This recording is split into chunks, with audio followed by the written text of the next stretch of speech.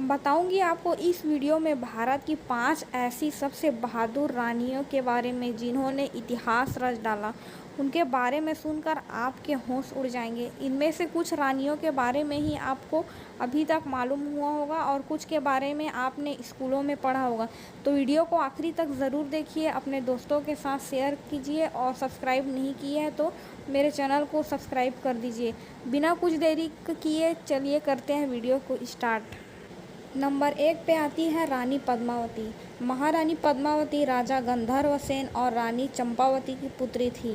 रानी पद्मावती का विवाह चित्तौड़ के राजा रतन सिंह के साथ हुआ था।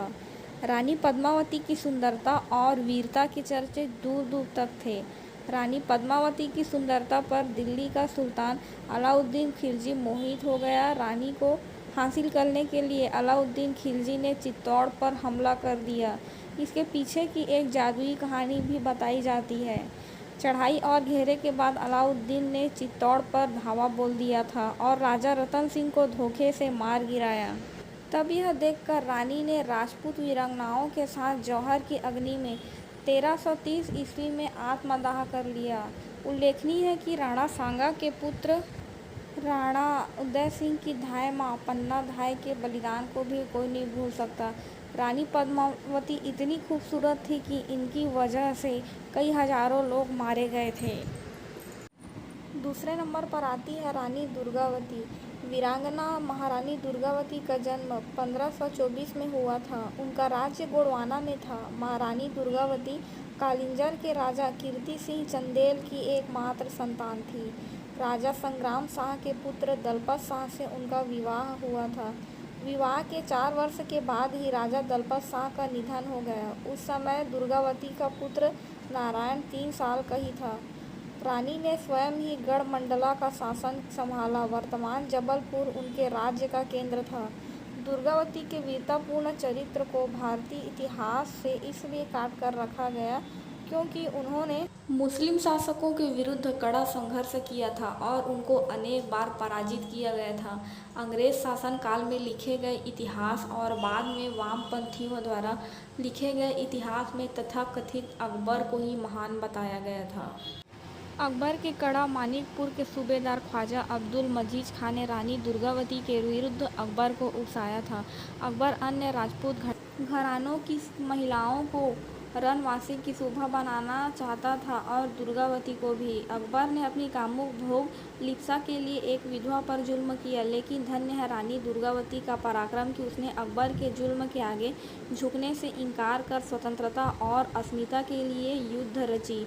उसने अनेक बार शत्रुओं को पराजित करते हुए 1564 में बलिदान दे दिया। उनकी मृत्यु के पश्चात उनका देवर चंद्रशाह शासक बना व उसने मुगलों की अधीनता स्वीकार कर ली।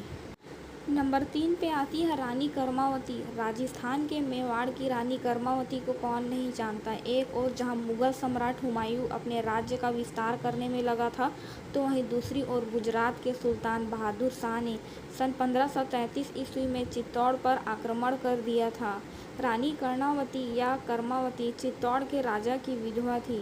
रानी के 2 पुत्र राणा उदय सिंह और राणा विक्रमादित्य। ऐसे में महारानी कर्णावती ने राजपूतों और मुस्लिमों के संघर्ष के बीच हुमायूं के सामने प्रस्ताव रखा कि परस्पर संधि करके अपने समान शत्रु बहादुर शाह का मिलकर सामना करें।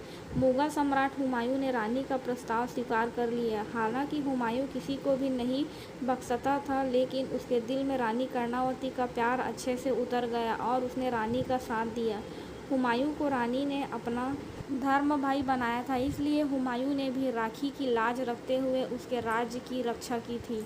और रानी कर्णावती और हुमायूं की राखी की कहानी के ऊपर बहुत सारे पुस्तकें आपको बाज़ार में देखने को मिल जाएगी, आप इसे पढ़ भी सकते हैं।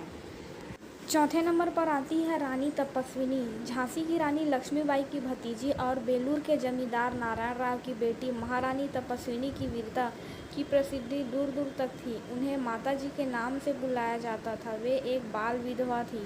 उनके बचपन का नाम सुनंदा था। बचपन से ही उनमें राष्ट्र प्रेम की भावना कूट-कूट कर भरी थी। वे हमेशा ईश्वर का पूजा पाठ करती थी और शास्त्रों का अभ्यास करती थी।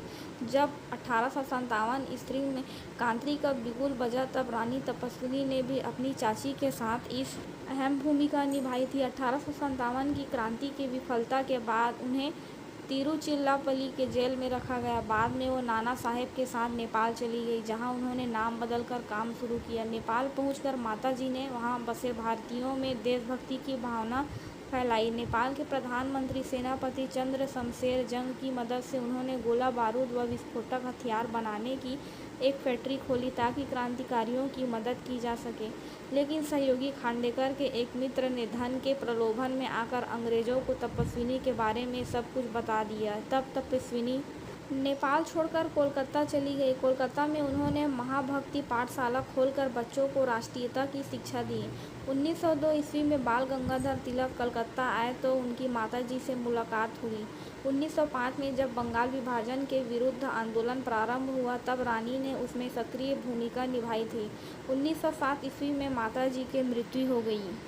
नंबर 5 पे आती है रानी लक्ष्मीबाई। इनका जन्म वाराणसी में 19 नवंबर 1835 में हुआ था। बचपन में उनको मणिकर्णिका कहा जाता था।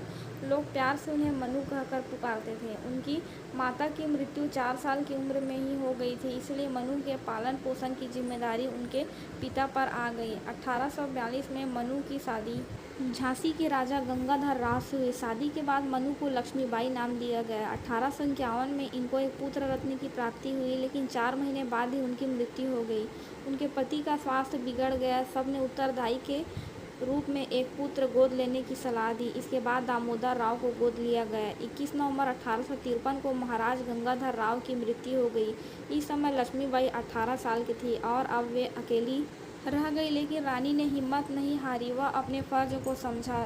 जब दामोदर को गोद लिया गया तब उस समय वहां अंग्रेजों का राज था। ब्रिटिश सरकार ने बालक दामोदर को झांसी का उत्तराधिकारी मानने से इनकार कर दिया और वे झांसी को ब्रिटानी राज्य में मिलाने का षड्यंत्र रचने लगे। उस वक्त भारत में डलहौजी नामक वायसराय ब्रिटानी सरकार का नुमाइंदा था। इस रानी को पता चला जब उन्होंने एक वकील की मदद से लंदन की अदालत में मुकदमा दायर किया, लेकिन ब्रिटानियों ने याचिका खारिज कर दी। 1854 में ब्रिटिश सरकार ने रानी को महल छोड़ने का आदेश दिया, लेकिन रानी ने निश्चित किया कि वे झांसी नहीं छोड़ेगी। उन्होंने प्रण किया कि वे झांसी को आज़ाद करा कर ही दम लेगी। ब्रिटिश सरकार ने उनके हर प्रयास को विफल करने का प्रयास किया। झांसी के पड़ोसी राज्य ओरछा व दतिया ने 1857 में झांसी पर हमला किया, लेकिन रानी ने उनके इरादों को नाकामयाब कर दिया। 1858 में ब्रिटिश सरकार ने झांसी पर हमला कर उनको घेर लिया। वह उस कब्जा कर लिया, लेकिन रानी ने साहस नहीं छोड़ा। उन्होंने आखिरी सांस तक इस युद्ध को लड़ा और उन पर अंग्रेज़ों के द्वारा अति अत्याचार हुआ था। झांसी की रानी की पूरी डिटेल में वीडियो मैंने अपने चैनल पर डाल रखी है, आप वहां पर जा कर के ज़रूर देखिए। तो ये वीडियो आपको कैसी लगी मुझे ज़रूर बताएं। धन्यवाद।